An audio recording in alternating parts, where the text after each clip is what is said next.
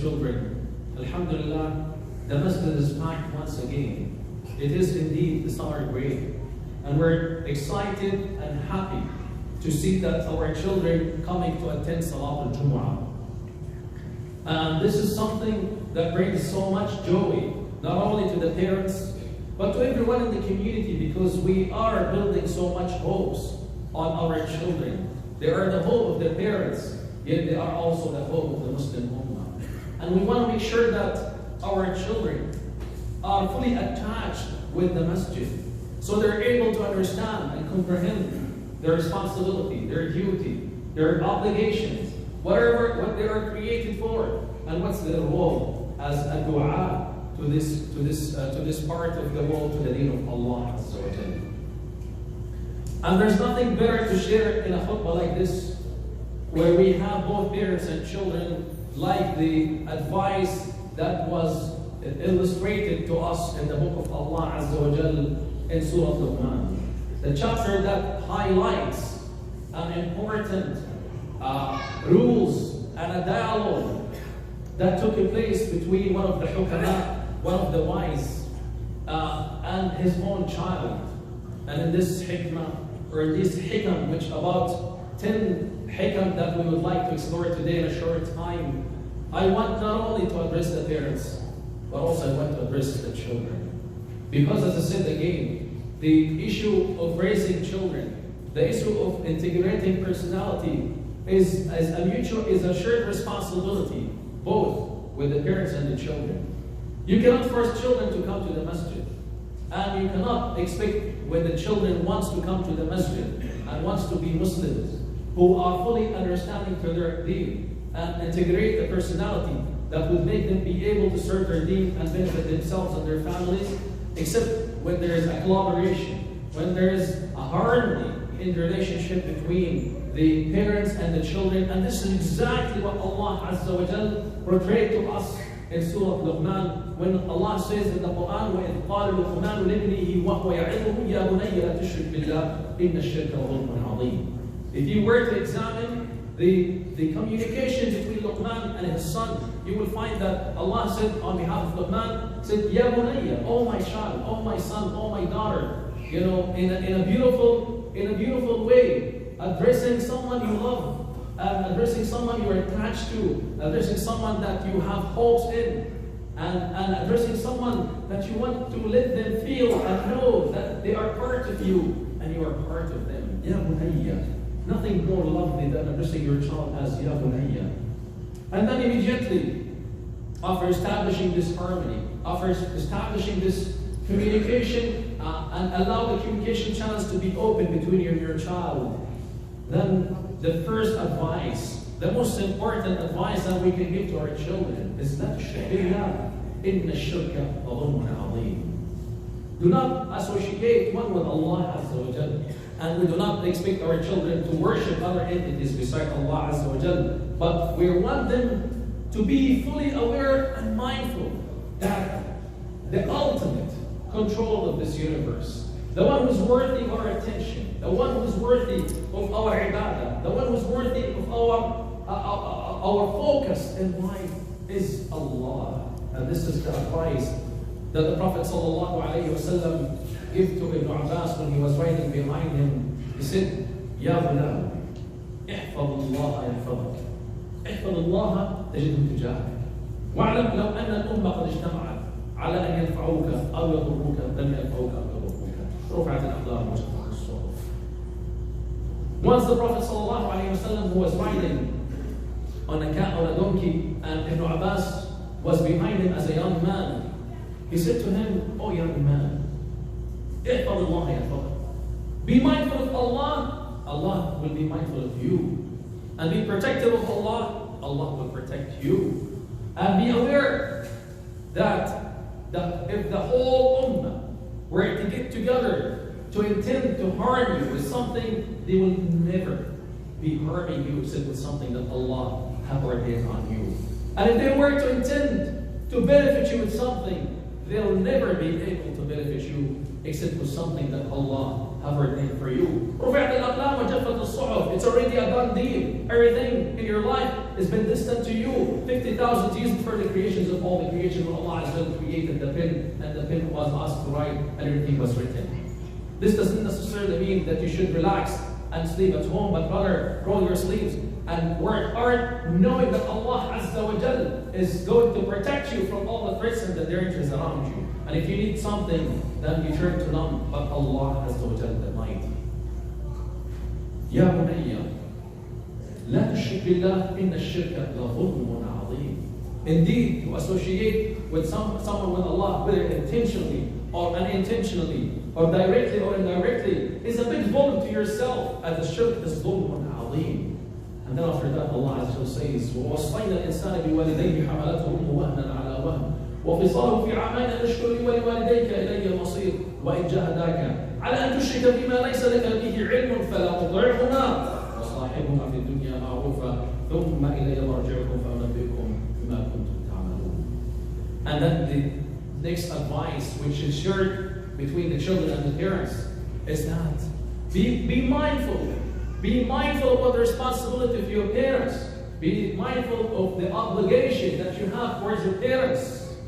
Because your parents are everything for you. وَقَضَى رَبُّكَ أَلَّا تَعْبُدُوا إِلَّا إِيَّاهُ وَبِالْوَالِدَيْنِ إِحْسَانًا. And an advice I send to my brothers and sisters of the parents, to both the mother and the father. Be just. Be fair in the way you deal with your children. Allah gave us an example of Yaqub alayhi salam with his own children. How when Yaqub alayhi salam had more love to Yusuf alayhi salam than other children, and the consequences after that is documented to us in a chapter of the Quran that is called Yusuf alayhi salam. So my parents, my brothers and sisters, be mindful, be aware that your children are soft beings that full of emotions and intellect. If you program them early in their life the right way, they will grow up in a decent way. They will not have issues. That issues will be distilled in their mind even when they become adult and seniors. I am dealing right now with a case of two seniors, 65 and 70 years old, who are having burglaries as a result of the injustice that took place early in their life by their parents when they were children. And my children, those whom I have love and respect for and high hopes, no matter what your parents ask you to do, and no matter how you think that your parents are unjust for you, be 100% sure. Rest assured from an experience from someone who cares about you and love you, no one on this earth cares about you and love you like your parents. Do not tell me, my friends. Do not tell me, my buddies. Do not tell me, my teacher. Do not tell me, my sheikh. None whatsoever has more love to you than your own parents. Therefore, worship Allah Azza wa Jal and devote your time to serve them. Kiss their feet, because Al-Jannah is underneath their feet.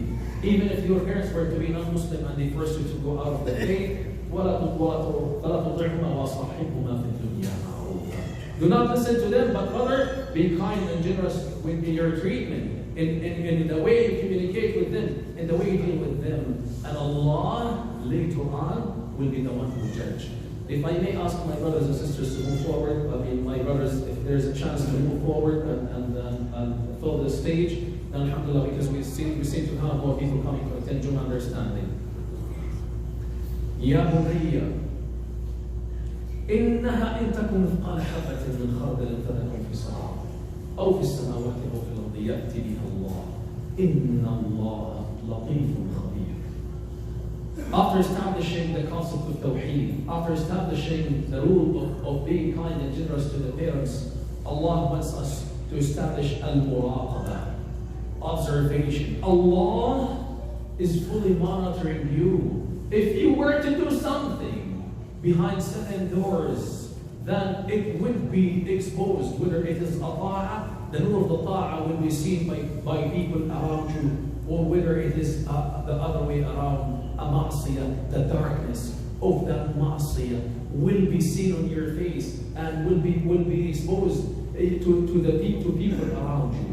يا بني إنها إن تكن مثقال حبة من خردل.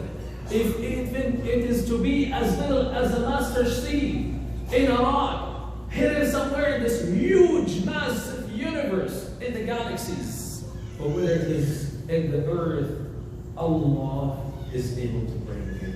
Because He is Latifun Khabir. And Latifun Khabir can take another Jum'ah to explain and illustrate. Latif, Allah is able to know the little fine details in your life and the life of others around you. So have the muraqabah of Allah in your heart. Have the muraqabah of Allah in your mind. Know that Allah is watching you. Allah is monitoring you. Especially at this particular time of the year when we go outside. And we know what's the dress code in the society in which we're living in. The dress code is unfit for us as Muslimin. Allah is asking you to lower your gaze, not for the sake of anyone, but for the sake of the mighty Allah Azza wa Jalla. Knowing that al-nadra sahmun min siham iblis al-masmuma. Knowing that the nadra, the look, is an arrow from the poison arrows of Iblis na'atullahi alayhi that will hit your heart. Allah is the one who knows as you walk in the street, as you go to the mall, as you walk into the shopping centers. Allah knows whether you are allowing your eyes to wander around and look at the haram while no one else from the people who are around you is seeing you. Have the fear, not the fear, the legacy of Allah Azza wa Jalla in your heart, because He is fully monitoring you. He's watching you, whether you're doing good or you're doing bad. يا بني أقم الصلاة وأمر بالمعروف والنهي عن المنكر واصبر على ما أصابك إن ذلك من عزم الأمور. Oh my son, يا بني, oh my child, oh my love, أقم الصلاة. Establish the prayers. وَأْمُرْ أَهْلَكَ بِالصَّلَاةِ وَاصْطَبِرْ عَلَيْهَا لَا نَسْأَلُكَ رِزْقًا وَالْعَاقِبَةُ لِلتَّقْوَى. My brothers and sisters, parents, be mindful. It's a shared responsibility between you and your children. I'm not saying solely it's the responsibility of the parents, nor it is solely the responsibility of the children. It's a mutual responsibility. We need to work together to ensure that salah becomes the major identity of our children. We want to be from those وَأَقِمِ الصَّلَاةَ دُلُوكِ الشَّمْسِ إِلَى غَسَقِ اللَّيْلِ وَقُرْآنَ الْفَجْرِ إِنَّ قُرْآنَ الْفَجْرِ كَانَ مَشْهُودًا. We want to be from those who establish the 5 daily salawat. No excuse whatsoever. If you're going to the mall for shopping or going to the park for recreation, salah is more important than anything else. Be mindful of your schedule of salah first before you schedule anything else in your life. Be mindful and aware that for being from al-musallin, those who establish the salah, requires from you to change your lifestyle. Staying up all night or most of the night entertaining, whether in coffee shops or whether in public places or whether in the parks, is not acceptable in the manners and the codes of the Muslim. You need to be available for صلاة العشاء. من صلى العشاء في جماعة فهو من صلى العشاء في جماعة فكمن قام نصف الليل. Whoever prays Isha in Jama'ah would be as if we will be getting the rewards of half the night of Qiyam. ومن صلى الفجر في جماعة فكمن قام الليل. That whoever prays the Fajr in Jama'ah will be as if he had established Qiyam al-Layl to Allah Azza wa Jalla. How are you going to be able to get up for Salat al-Fajr 3 o'clock in the morning if you go to bed just before Salat al-Fajr? How you are able to establish Salat al-Dhuhr if the time you wake up is just before Asr? Unfortunately, this is the habit.